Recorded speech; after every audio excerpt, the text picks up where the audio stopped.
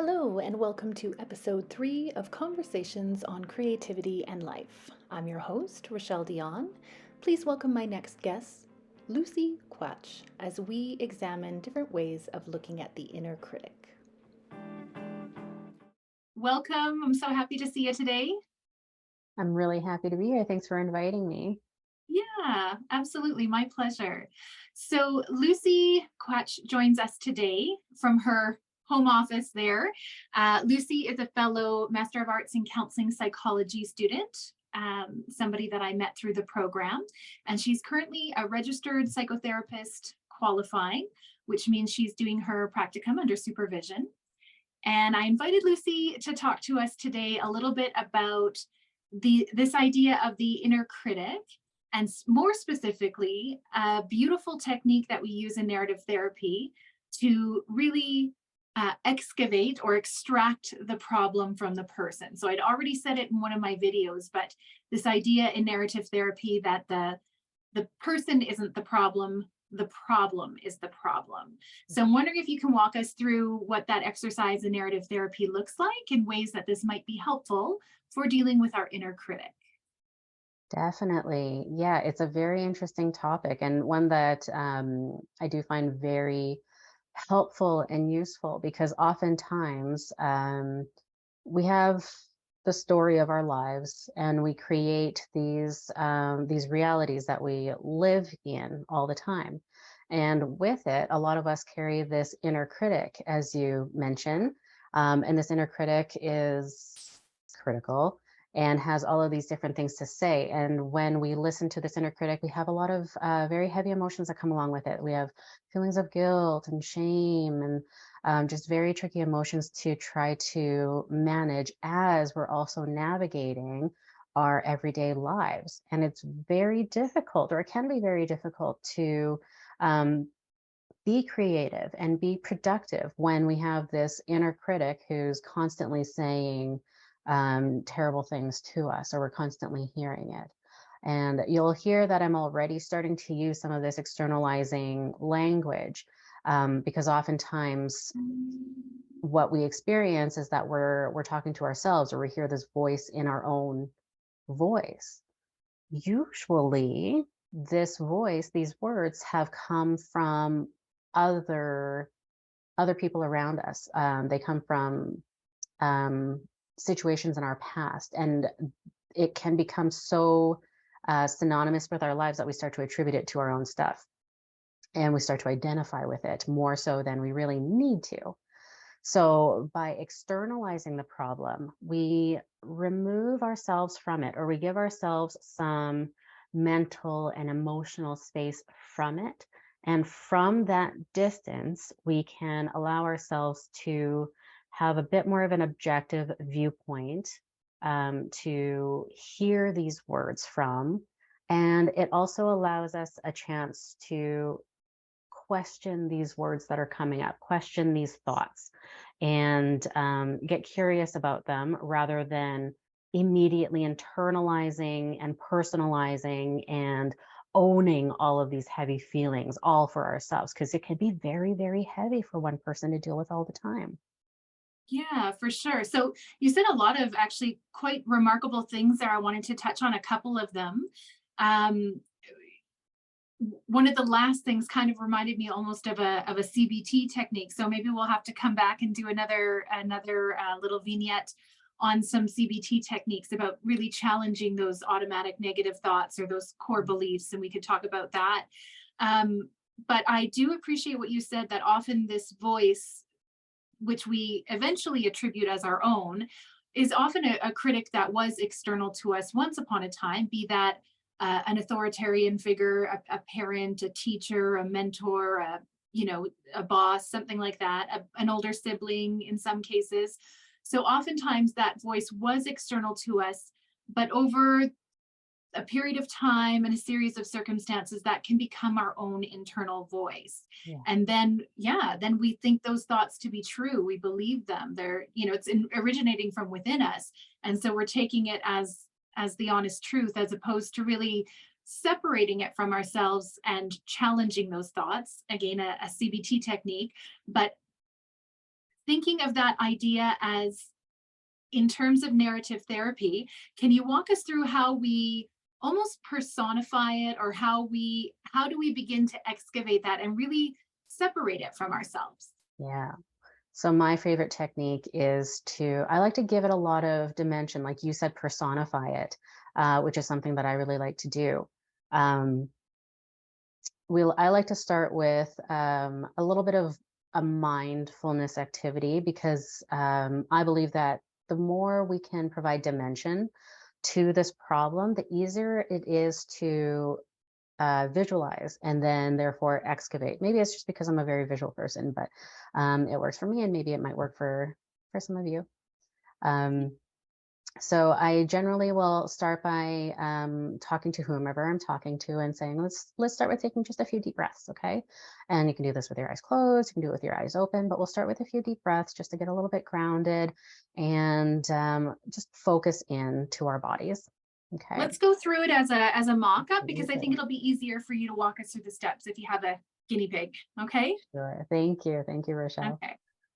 All right, so whatever feels right for you, with your eyes open or closed, we're going to start with a few deep breaths.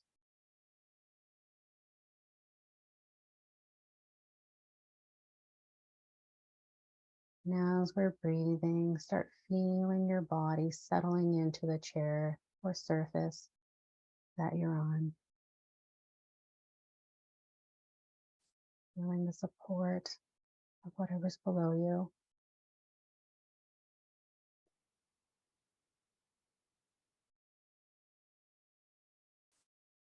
And as we start to go through this process, I invite you to acknowledge that inner critic.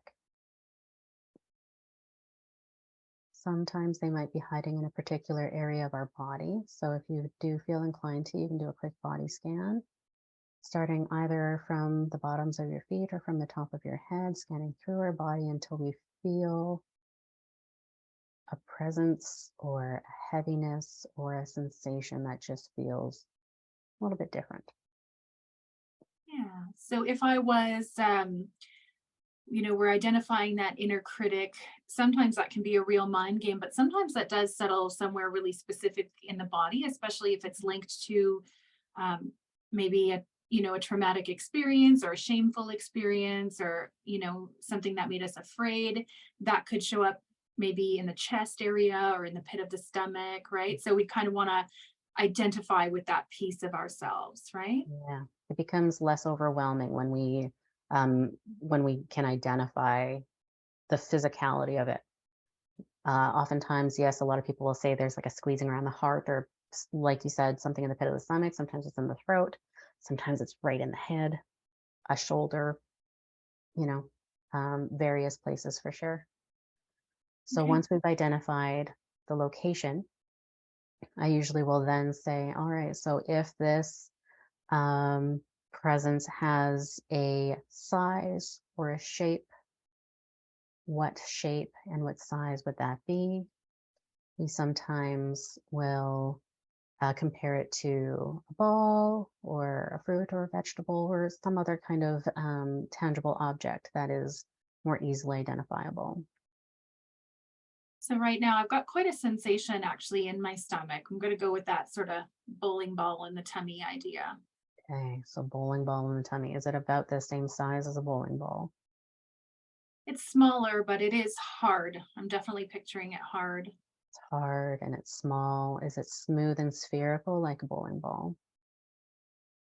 Um, it's hard and heavy like a bowling ball, but I would go ahead and say that it's rough. It's got a rough texture to it. Got a rough texture. Does it have a Mhm. color?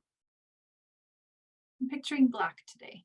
Black, okay. And is it a matte black or is it a shiny black? Does it have streaks in it? Is it pretty dark? It's shiny except for the rough parts on the surface. Yeah, shiny, but with rough parts on the surface. Mhm. If you were to touch it, does it have any give to it? Is it sticky? Does it have any kind of texture there? No, it's rough to the touch on those parts, but it's not malleable at all. It's pretty No. solid. You Hmm. mentioned it's heavy. Does it Hmm. feel cool? Does it feel warm, hot, Cold as cold? ice. Hmm. Cold as ice. Does it smell like anything? Does it taste like anything?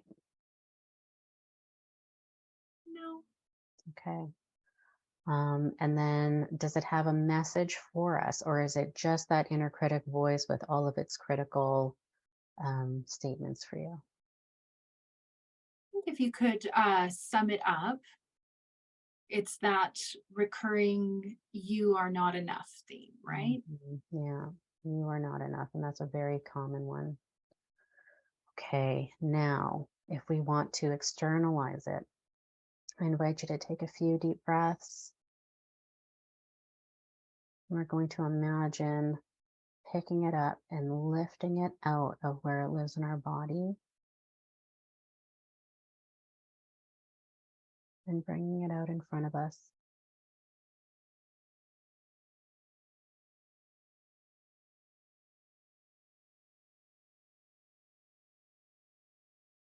Taking as much or as little time here as you need.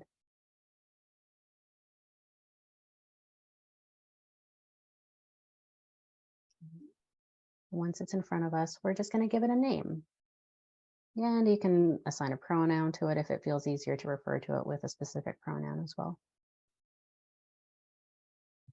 I'm going to call him Bob because Bob the bowling ball feels Bob the grit. bowling ball. Yeah. All right. So we can picture Bob the bowling ball. Sometimes we can see him right there in front of us, and sometimes we might feel him in our gut, like you had mentioned.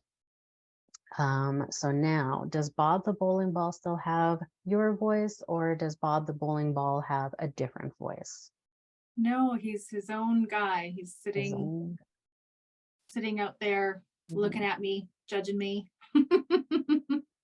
See now how we are able to look at Bob more objectively, saying, Bob is judging me, Hmm. rather than having those internal judgments all on your own. Hmm. Right? And so Bob is a persistent bugger. He likes to follow us around sometimes.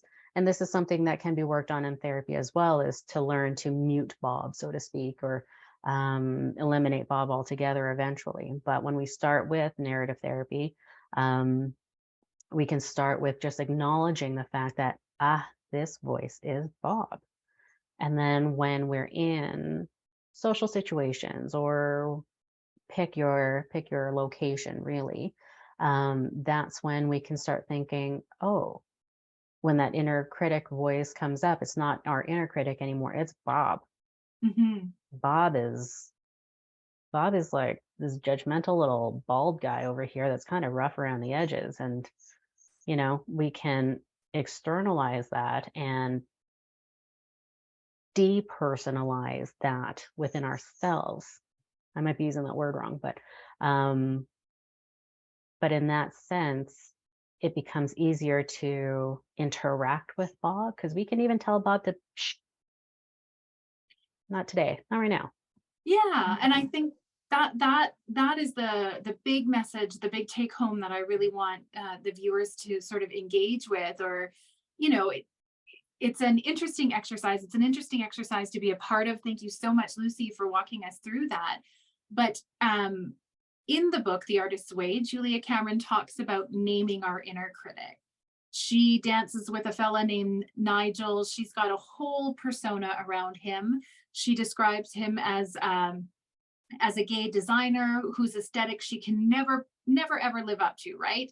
So his yardstick for artistic and creative endeavors is so grandiose and so magnificent and so perfectionistic that she will never ever live up to it. So now, rather than judging herself by that barometer or by that yardstick, she's now saying, okay, mind your own business, Nigel. Like thanks very much for your opinion, but I'm going to go ahead and do this my own way. So with that same idea, I can look over here at Bob the bowling ball. I'm literally going to get a bowling ball, I think, put it on my desk, give him a little mustache and a beret or something, so that I can really start to visualize that. But now, as I put forth my creative work or any other kind of work into the world, and those voices of doubt and fear and shame, and especially criticism, when they come to tango with me, I can really give that voice back to Bob and say, cool, Bob, no thanks, not today. Not today, Bob. Absolutely. And I want to put out a disclaimer for anyone who is more, who has some narrative therapy experience, that the way that I went about and led us through that exercise is probably not typical for a lot of narrative therapists, where we do that body scan and we give it that much dimension. Again, being a very visual person, that really helps me. So this is a buffet. Take what serves you, and whatever else, leave that. But again, that big message is that critic is outside of us now. That problem, you're not the problem. The problem is the problem. You're not the problem. Bob is the problem. Yeah, and just not that, and that's not releasing us from any accountability of poor action. I think that's a really important part to mention as well. We still have to have accountability for our actions, but understanding that a problem is separate from our self-worth. A problem is separate from who we are at our core. And then we can learn to dance with it or learn to walk with it. So I appreciate your disclaimer regarding narrative therapy. I did want to just read from one of our textbooks from the university. It's a book called 45 Techniques Every Counselor Should Know by Bradley Erford. And I just wanted to kind of read that one paragraph regarding narrative therapy, because I think it'll summarize it quite nicely for us. Mm-hmm. And it says, narrative therapy helps clients to externalize the presenting problems. For example, separate the person from the problem. Then you analyze and understand the effects of the problem on their lives. Clients are then guided to create a new, more positive story or narrative by which to live. As such, clients reframe their journeys and rewrite how they will deal with the various problems that arise, right? So by letting go of that, by separating it from ourselves, we can then create a new story. We don't have to listen to Bob's story anymore. We can now write a new story, a new narrative for our lives, right? Precisely. Yeah. And with that space that we create from that inner critic, what space do we have? What else can we fill that space with now? Yeah, absolutely. So what would be, I'm going to put you on the spot a little bit here. I hope that that's okay. What would be your step two if I was your client today and we worked on that and we got a hold of Bob and we took a look at him and we took him outside? What would you ask me to focus on this week as I hear Bob's voice come up, or what would you ask me to do in the next steps? Next steps are absolutely important once we externalize the problem and once we label Bob or whatever your problem's name is. The next step is to recognize when the voice is Bob's, when it's Bob talking, when it's you talking, and start to get curious about when that comes up. And it may not happen right away, and you may not notice every single time that Bob's voice shows up, but if and when it does, to acknowledge it, and then you can have a conversation with it. Not now, Bob. That's enough with you. I don't need this right now. Whatever it is that you need to say. And some people may need visual cues to remind them that Bob is a thing, because sometimes we finish therapy and we're all, recovering from whatever happened, that we can maybe sometimes forget what we talked about. I'm a big fan of, again, I'm a visual person, so I'm a big fan of visual cues. So putting a Post-it somewhere where you're going to pass by it all the time, like on your monitor. You mentioned getting like an actual physical bowling ball and putting them on your desk. We can have a visual reminder on our phone, like on our background screen, our home screen. Just anything where we can be reminded of, this thing exists. Mm-hmm. Okay, so that would be like the next step, is to look for where Bob is hiding in our everyday lives and acknowledging that and recognizing it. I love that. Thank you for saying that, Lucy, because I think that's a really important aspect. I've been pretty open disclosing that I've recently discovered that I have ADHD. And so for me, no matter how present I am in a given moment, or no matter how wonderful an experience is for me, there's a very good chance that it might not enter my memory again for a day, a week, a month, a year. It just kind of gets filed somewhere, and I have to go looking for it to know where that information went. So for me, visual cues like that would be wonderful, really, really wonderful, just to remind myself. Not to mention, I have, I'll be 44 next month. I have a 40 odd year habit of allowing Bob to be my own voice. So now it's going to take some time for that to change over. It's not an overnight success. It's not an overnight change, right? Absolutely. And we want to be compassionate and understanding of the fact that this is not a change that is going to happen overnight, and have some just understanding that if Bob does slip through the cracks, it's okay. It's okay. Yeah. This is there's no yardstick that we're measuring our success with in terms of how this is supposed to look at all. Right. Yeah. Good. Well, thank you so much for joining me today, Lucy. I really appreciate it. It's fabulous to have you here, and I look forward to having some more conversations about ways that we can apply some of these same techniques, and ways that we view this in a therapeutic light, and how those things merge, because I think that's a really valuable conversation to have. So thank you so much. Thank you. It was a lot of fun. Huge thank you to our guest Lucy for joining us today and for walking us through that inner critic narrative therapy exercise. Huge thank you to you, our listeners, for joining us today. Please join us again next week when we hear from a new guest. Take care till then.